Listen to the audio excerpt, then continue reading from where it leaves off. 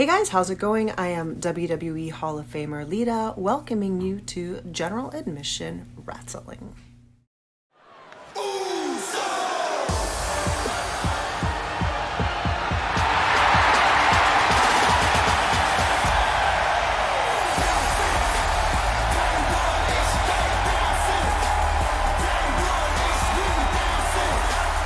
Gentlemen, welcome to Friday Night Storm.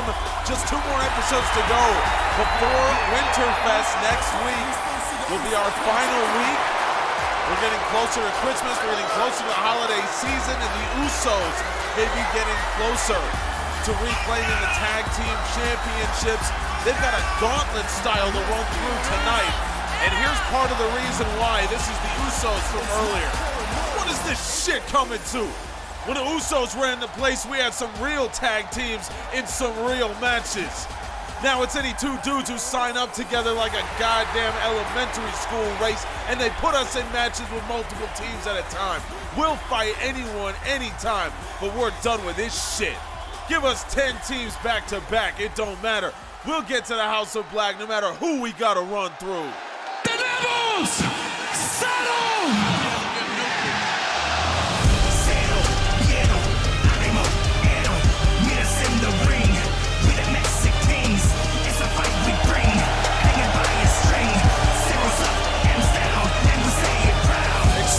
Confidence, and it's not misplaced from Jimmy and Jey Uso, but that is why we've got a gauntlet-style match for the Usos to run through.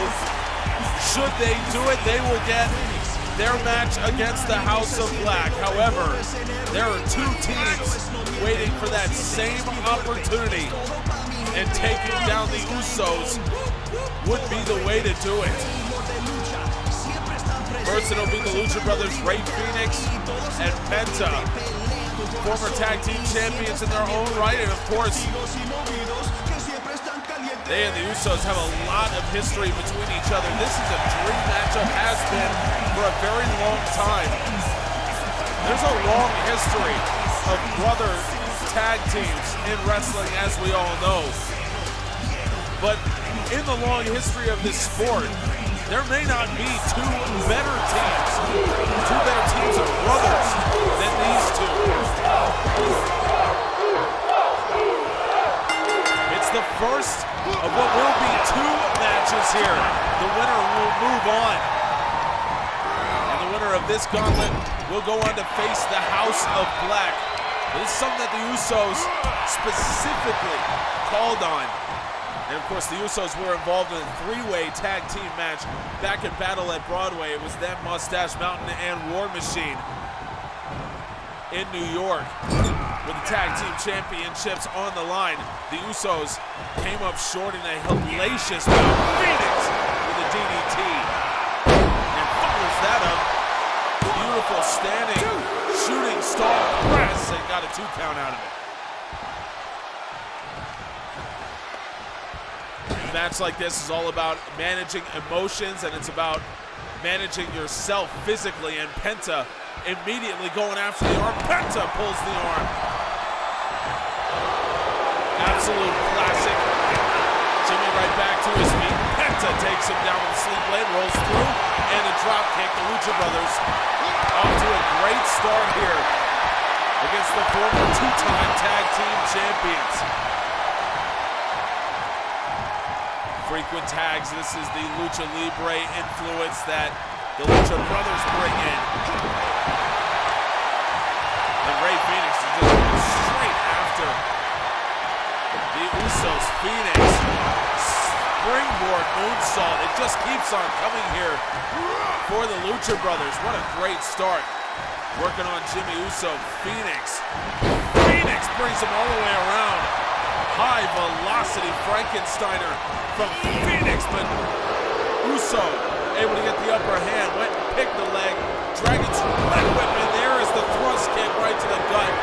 Absolutely crumples Rey Fénix, and Uso follows it up.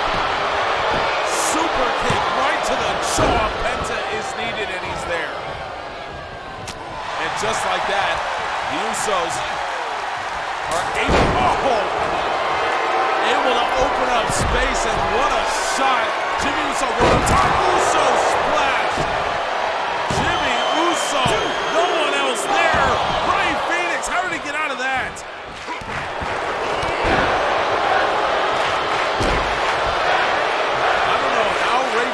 survive that. But Jimmy Uso doing exactly what he needs to do. Here comes Jay. Phoenix right back to his feet. Step up Hurricane Rana.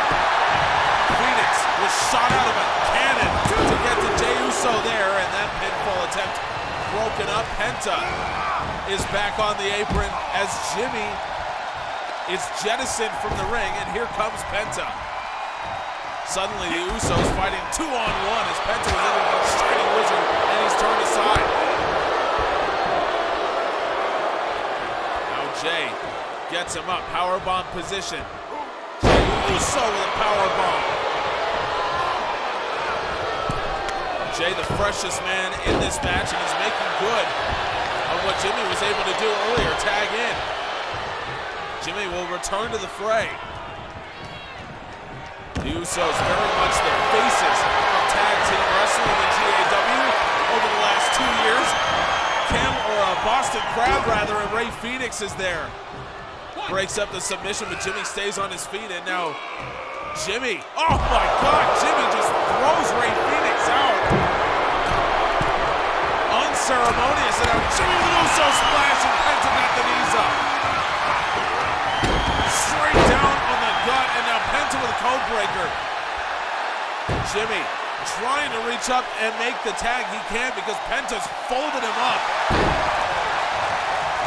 Penta couldn't maintain his balance for long enough, but now Penta instead will turn him over into a bow and arrow, and immediately Jey Uso is out. Penta has to relinquish the hold, and Jey with an elbow straight into Penta's face. Penta will throw him out, but he gave Jimmy the amount of time he needed to get to his feet. He's caught with the uppercut. Strategy-wise, this is a chess match.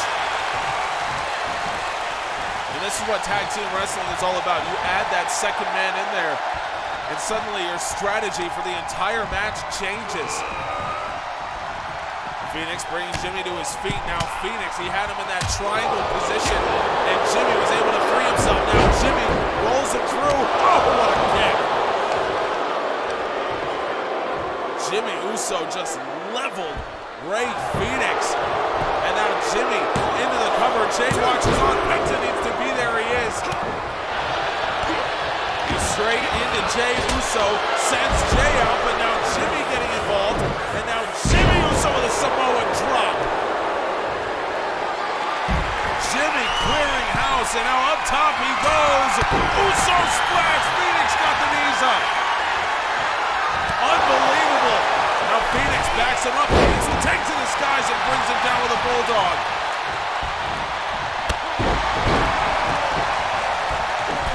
Jimmy almost had this thing won. And you remember all the way back to the first Uso splash he hit. Didn't get the job done, and now Phoenix senton atomico. And Ray Phoenix, now he has his best opportunity of the night. Jey Uso was there. Phoenix turns his attention, sees Jay, and sets him up on the ropes. Phoenix stands up, DDT, but Jimmy's right back onto his feet. Jimmy Uso was there, ready and waiting. Jimmy Uso now cracks Phoenix right in the head. Phoenix kicks out as Penta was in the ring, but now Penta caught with a DDT. This match is absolutely broken down. Phoenix around the top, into the stunner, and Penta sends Jay out. Now Phoenix, he's got him, no! Ray Phoenix, now goes low, changes levels, Phoenix DDT. What an incredible opening match for us as Penta now going after Jay's arm outside. Penta working on the arm. Ray Phoenix has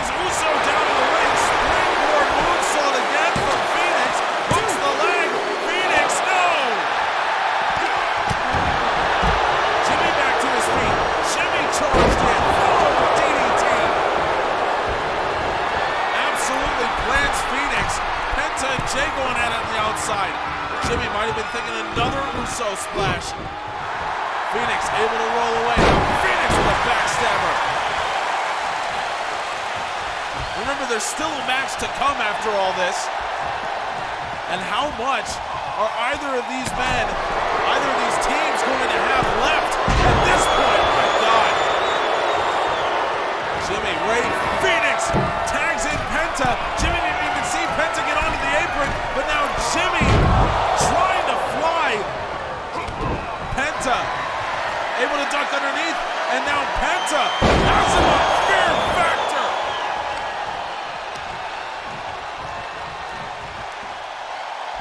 Jey Uso is there as well. He recovered from the attacks earlier. Penta hooks the leg. Oh my God. Talk about the confidence of the Usos, and now Penta, another Fear Factor, it's caught.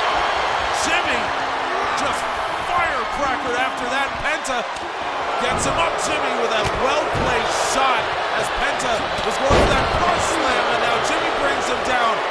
And Jimmy Uso going up to the top of the shoulder tag. Uso splash. Jimmy hooks the leg.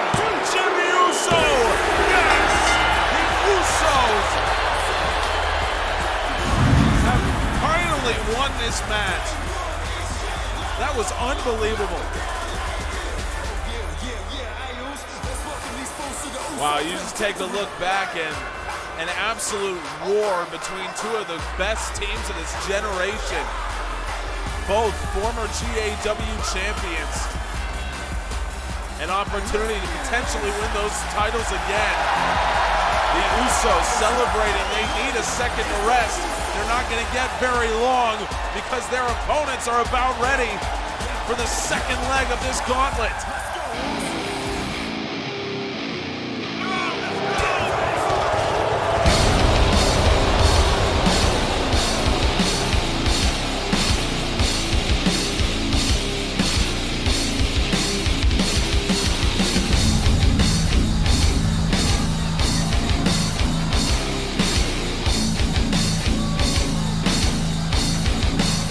None other than the former tag team champions and the men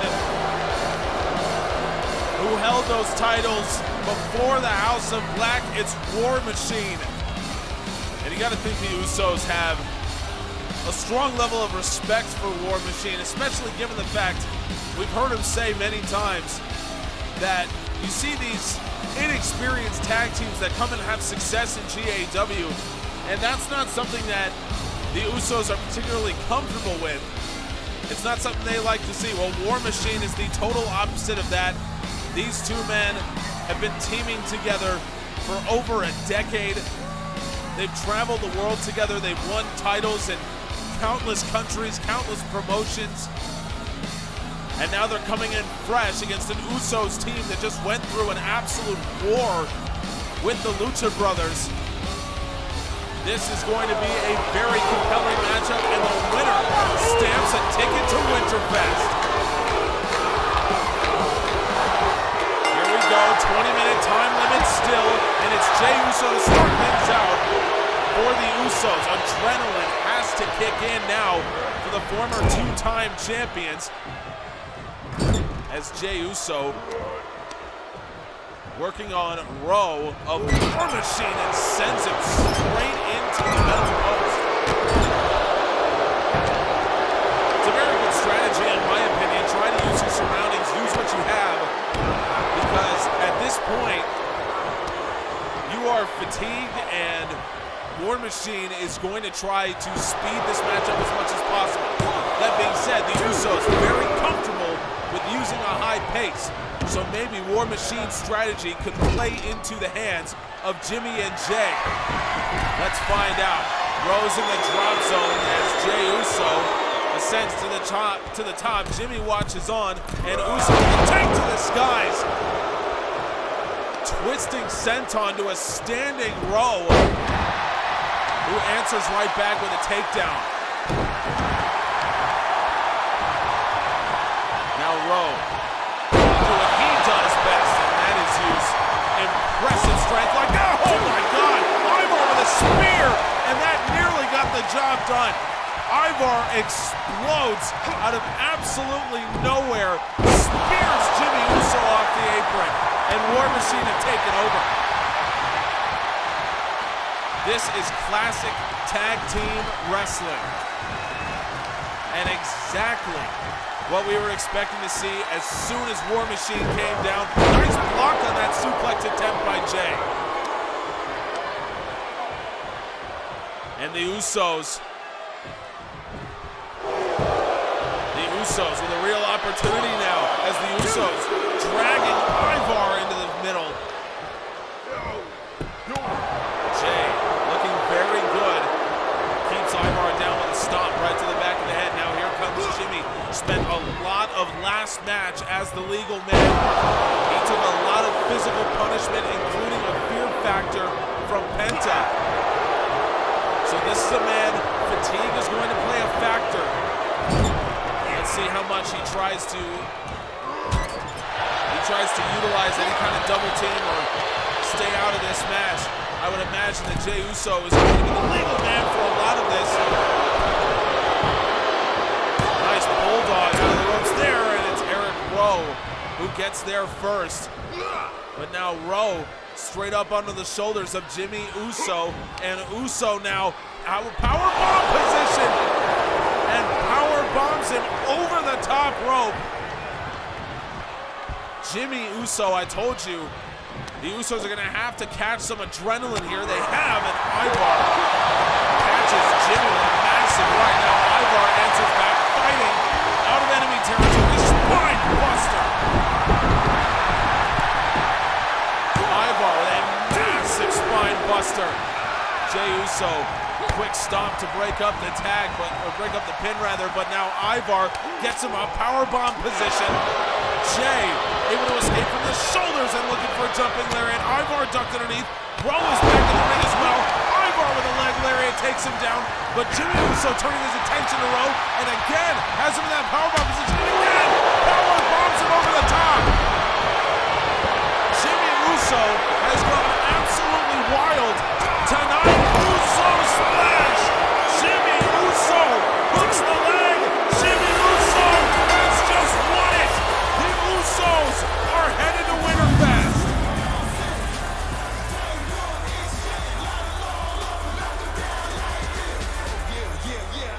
This is unbelievable.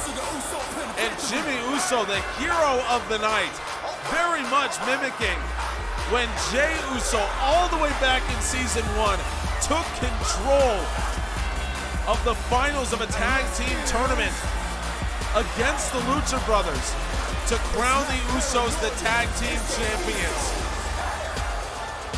At that moment, Jey Uso became the hero and won the championships for the Usos. Tonight, it was Jimmy.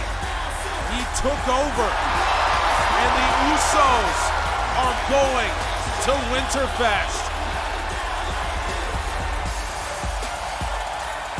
Marty Scurll! And Will Ospreay is out. The Usos are out of the ring. You can't intimidate me. Your spooky bullshit might work on everyone else, but it will never work on me. I have worked too hard, broken too many bones, torn too many muscles, been in too many hospitals to just sit down when you show up. I ran through you and Davey Richards for half an hour to win 2 championships. I risked my neck jumping and falling off of ladders to defend them. You don't want my championships to be a champion. You want them so I can't have them. Like an immature child, you try to scare us all with a light show, and you take things that don't belong to you just to deprive someone else. But the world has moved past people like you. It's pathetic, and I'm going to beat you back to whatever hole you crawl out of. This isn't about heroes and villains. This is about good and evil. I'm no hero, but I don't have to be to do the right thing. That's all I've ever tried to do. And I could never look myself in the mirror if I didn't stand up to evil when I had the chance. whether it's here or at Winterfest. Marty, you cannot win. We will see Marty Scurll later on, but this is official. Will Ospreay versus Marty Scurll at Winterfest. And again, it's the MLW and WCPW championships that are on the line. But that's not all. It was official just a few moments ago. The Usos and the House of Black throw down for the tag team championships at Winterfest. And let me remind you, of course, Drew McIntyre and Walter locked in a steel cage, and the WXW Unified Championship will be on the line. 2 world championships as well. Casey Catanzaro will battle Charlotte Flair, making her dramatic return to Friday Night Storm. And of course, the Winterfest main event. It's Johnny Gargano versus Adam Cole. And it's the World Championship on the line. What an incredible match that will be.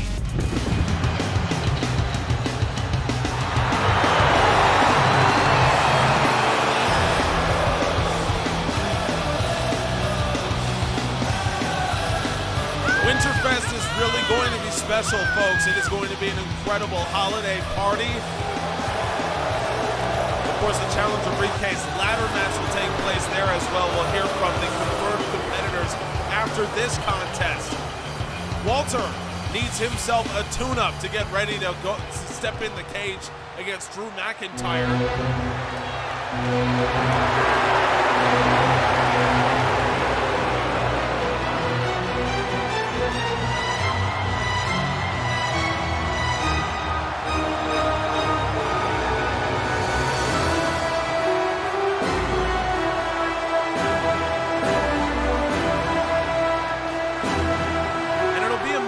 Walter knows very well.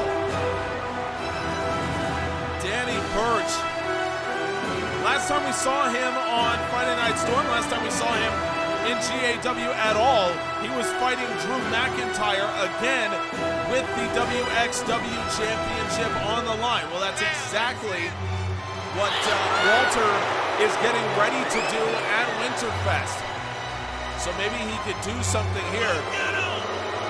Walter and Burch, they've ran next to each other, so to speak, for many, many years, but this will be only the second time that the two of them have locked up in an actual wrestling match. It's incredible to think about, considering how long both of these men have been around.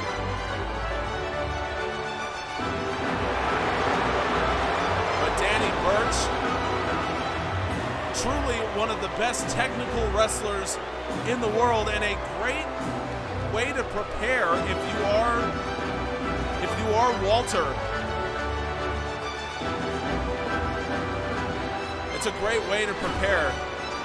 So this will be, I misspoke earlier, this will be the first time in 13 years that these two have locked up in a wrestling ring. Very appropriately, the last time that these men faced off was in 2009 with West Side Extreme Wrestling.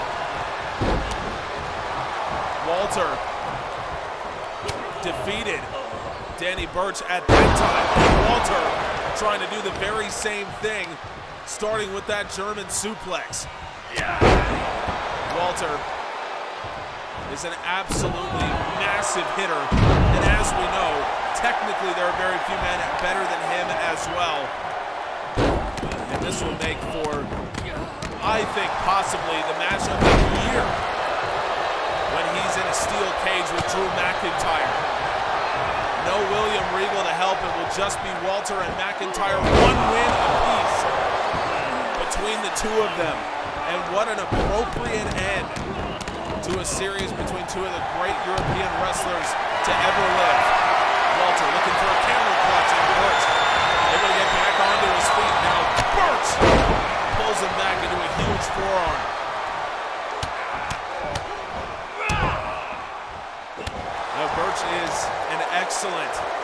technical wrestler, as I said, but he packs a lot of pop into his strikes as well. Very, very good in limb targeting. It's a real strength of his, and I believe that comes from the very sort of intense British background. I guess for lack of a better term. Walter, big kick right to the face. Now Walter pulls him in, and Walter, it's a classic power bomb. It's so fast and so much velocity. Walter just dispatches Danny Burch. Their last match took 15 minutes in the heart of Germany at a West Side Extreme event. Well, now Walter takes just over 2 minutes to dispatch Danny Burch and get ready to fight for the West Side Extreme Unified Championship. Walter is ready. I believe Drew McIntyre is as well, and we will be witnessing history come Winterfest. As I mentioned, the Challenger Briefcase ladder match will see 6 men competing for a shot at a World or Apex Championship opportunity. Let's hear from the 3 men who have punched their tickets already. No one else has a chance in this match.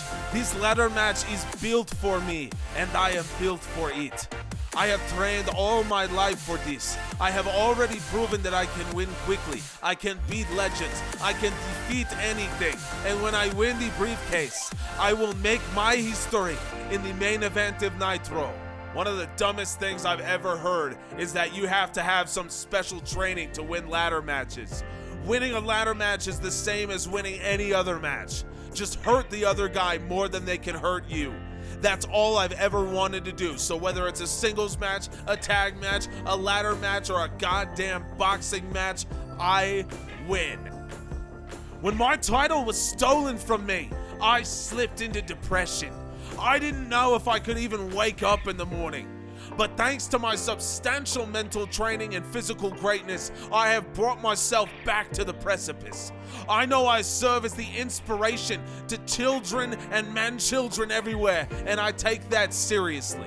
And it's why when I win the Apex Championship back from whatever usurper holds it, I will travel to every corner of the globe and show everyone that you can overcome anything, just like I did.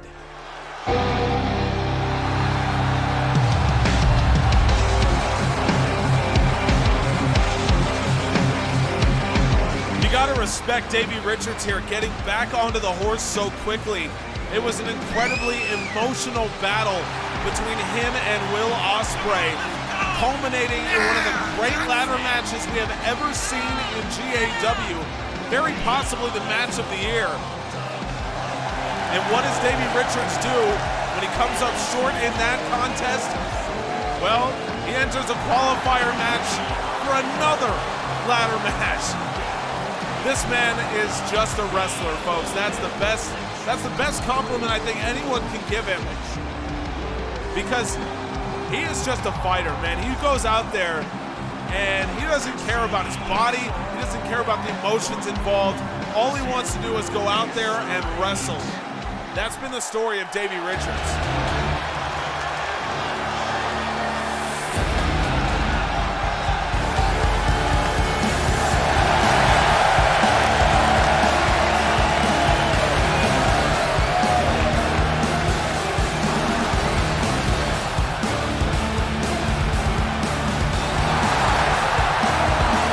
And what an interesting opponent for Richards in this qualifier.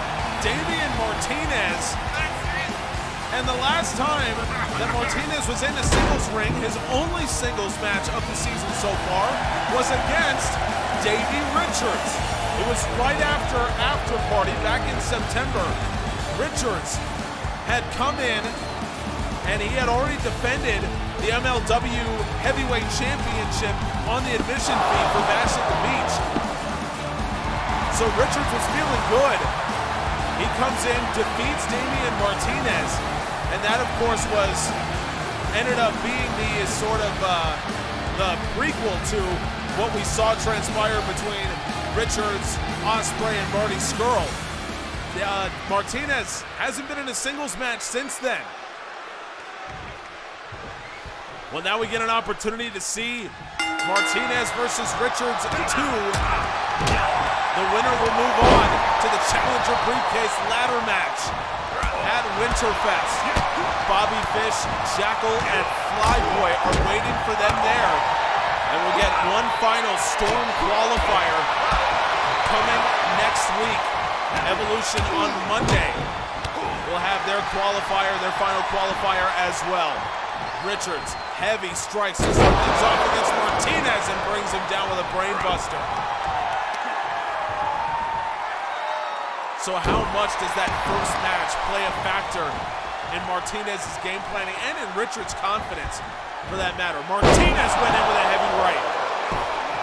Richards might have seen his life flash before his eyes. You do not want Damian Martinez to connect with a right like that. He didn't on the first one, but he changed levels and went for the body shot.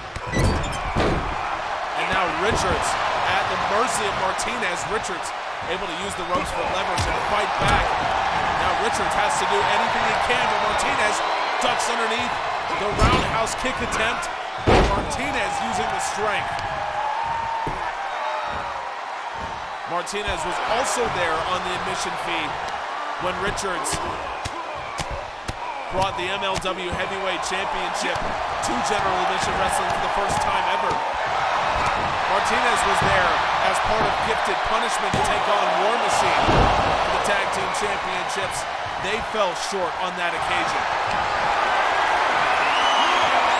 Now Martinez looking for a nerve pinch here. Very old school as Martinez going after the nerve in the back, and Richards able to change positions and go for the trick. Now Richards, good strike there from Davey, and as we know, the ankle lock could be coming from Davey Richards at any moment. Richards looking for the double foot stomp. Martinez able to roll out of the way, but Richards going right back into the cover. I didn't see if he got any incidental contact there. It's a 2 count. It seemed as though Martinez had rolled out of the way effectively at the double foot stomp, but now Richards, he was looking in for the single leg. I think he was looking for an ankle lock, but Martinez saw it coming all the way. Right hand counter, Richards fires back. Richards changes levels. Richards takes him down with a thrust kick. A spot at Winterfest on the line. And Davey Richards trying to make the most of it. Richards having to stay on top of Martinez as much as humanly possible. That's what you have to do. Now Richards will take flight again. Richards with a headbutt. Davey Richards came flying out of the sky, hooks the leg. No!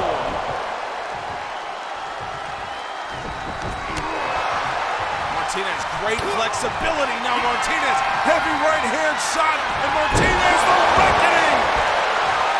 Davey Richards, Martinez just laid him out, but Richards' foot was underneath the ropes, and now Martinez straight back, south of heaven. And Martinez is not even done. Martinez again, Damian Martinez with a reckoning for the second time. Martinez hooks the leg. Damian Martinez with a flurry. He's going to Winterfest. That was incredible.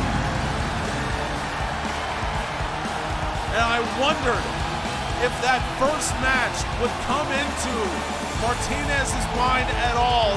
I think it did. I don't think that Damian Martinez would show that level of ruthlessness and brutality had he not gone down at the hands of Richards before. Reckoning, south of heaven, reckoning, all back to back, and Damian Martinez is going to Winterfest. He'll be the biggest man in that competition, at least so far. The last thing I was ever gonna do was say something about how I lost 2 weeks ago. Yes, I could feel something wasn't right when Sonya hit me, but I'd be no better than her if I just went and complained about losing. But then I saw what happened last week, and what kind of person would I be if I didn't stand up now? The referee doing exactly the right thing, and he's blown the match dead. We all know what Sonya Deville is, and now we can all see it with our own eyes. I might never get the chance to break Ronda Rousey's record again, but that doesn't matter now. My only job is to make things right. Well, Ember Moon will get that chance because it's been announced just now, breaking. Ember Moon will fight Sonya Deville for the United States Championship at Winterfest. It's all but confirmed that Deville used a loaded glove to defeat the reigning champion and take the title. Well, now Deville will have to step in for a second time, and you know that all eyes will be on the right glove of the U.S. champion.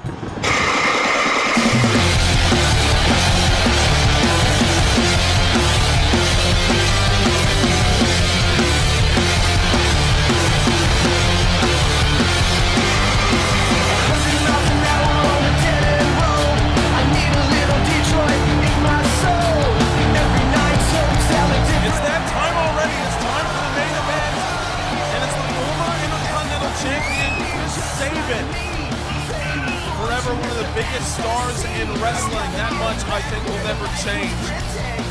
Whether it's teaming with Alex Shelley as part of the Motor City Machine Guns, or whether it's dominating in the singles ranks himself,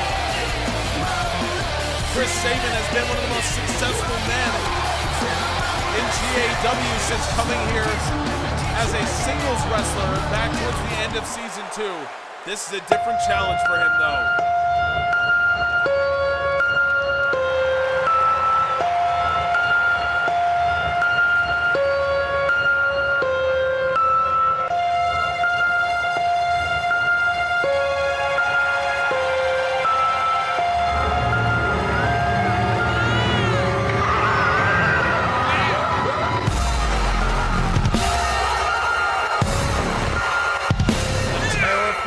Villain Marty Scurll, now confirmed to be going up against Will Ospreay at Winterfest, renewing hostilities with the aerial assassin with 2 championships on the line. Marty Scurll, they call him the villain with good reason. Everything he does, every move he makes, every match he fights in, it is villainous.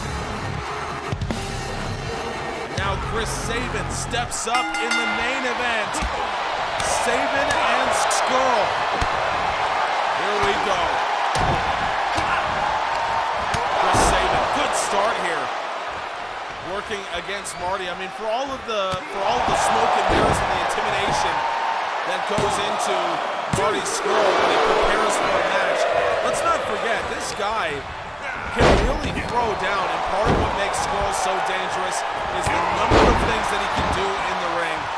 He's an underrated athlete, but he's also a very, very good grappler, extremely dangerous in the submissions. Obviously, when you're as sadistic as he is, you can find ways to hurt people. So Chris Sabin is trying to do his best to stay away from this exact thing that we're watching Marty Scurll do right now. If he can take limbs, if he can start doing things like this, targeting pain points, that's when it starts to get ugly. So Sabin was trying to jump in front of him as fast as he could, but now Marty Scurll working on both arms, this time the armbar applied on Sabin's left. After several attacks to the right, Sabin able to get up onto his knees, but you can see he's hurt in both arms now, and also a stomp to the face. Marty Scurll doesn't do anything if it doesn't cause pain. Chris Sabin off the top. Sabin is fantastic how he moves. Sabin with a big drop kick, and now Chris Sabin will go for a cover again. It's all about trying to extend, or rather condense this match. The longer you go, Marty Scurll will try to extend, and Scurll can hurt you the longer you stay in matches. Sabin looking for a double standing shooting star. Scurll got the knees up on the second one. And now Scurll, he raked the eyes, and Scurll again. I don't know where the referee was, but he did this very same thing in his last match. He somehow picks and chooses times when the referee is not looking, and he just goes low and hits that snap blow below the belt, and I just don't know how he does it. It's absolutely disgusting from Marty Scurll. I don't know how he does things like this. Irish whip off, Sabin off the ropes. Sabin able to play defense at least for the moment, but Scurll sends him into the corner. Right hand caught, Sabin now recovering slightly. And now Sabin gets him up, and an air raid crash from Sabin. Targeting the neck, and Chris Sabin hooks the leg, and it's a 2 count. Referee completely unaware that he missed. A Marty Scurll low blow, and now Scurll package pile driver. Marty Scurll lays it in. And now Scurll has to drag Sabin away from the ropes to prevent the rope break. It might hurt him. Scurll hooks the leg, and it is only a 2 count. Sabin trying to get to his feet. Marty Scurll is there waiting for him, and that's not a place you want to be in. But that right hand turned aside by Sabin. Scurll breaks the lock, but Sabin gets the better of him again. Scurll bounces off, but Sabin heavy strikes and a drop kick. Sabin shoots him backwards with that drop kick. And now Sabin taking a page out of Scurll's playbook and isolating a limb. Going after the leg, Chris Sabin doing all the right things here.